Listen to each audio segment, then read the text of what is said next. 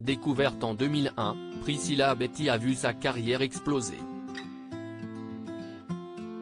Une jeunesse décalée qui a pu attiser la jalousie chez ses camarades de classe.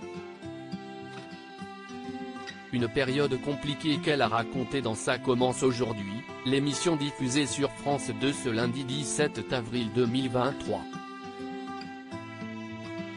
Elle est la plus jeune chanteuse à avoir rempli l'Olympia, à Paris. Priscilla Betty a été opérée le 23 février 2001 par un producteur alors qu'elle n'avait que 11 ans.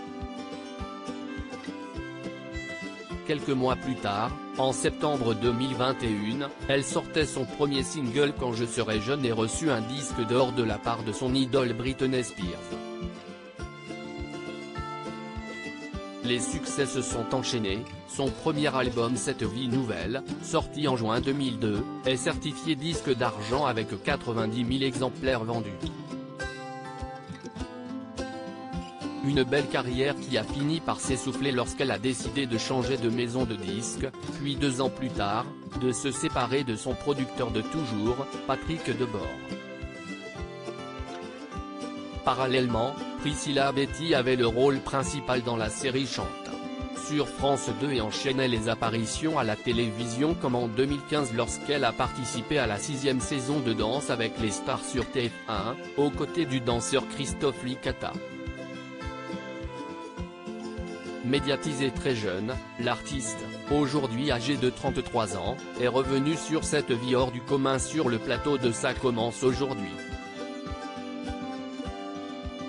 Priscilla Betty au cœur des jalousies, elle raconte son quotidien de star. L'invité de Faustine Bollard a donc abordé, ce lundi 17 avril 2023, sa jeunesse décalée, rythmée entre les concerts et l'école et donc, en proie à la jalousie de ses camarades de l'époque. En effet, cette dernière explique que sa notoriété n'a pas été tous les jours facile à gérer. Il y a eu des jalousies ? On vous l'a fait payer ? Demande alors l'animatrice de l'émission, et Priscilla Betty de répondre, « Oui, j'ai pris un cartable sur la tête. Un cartable bien chargé, 8 Tera, avec des gros livres et tout. Les enfants sont pas très gentils entre eux. »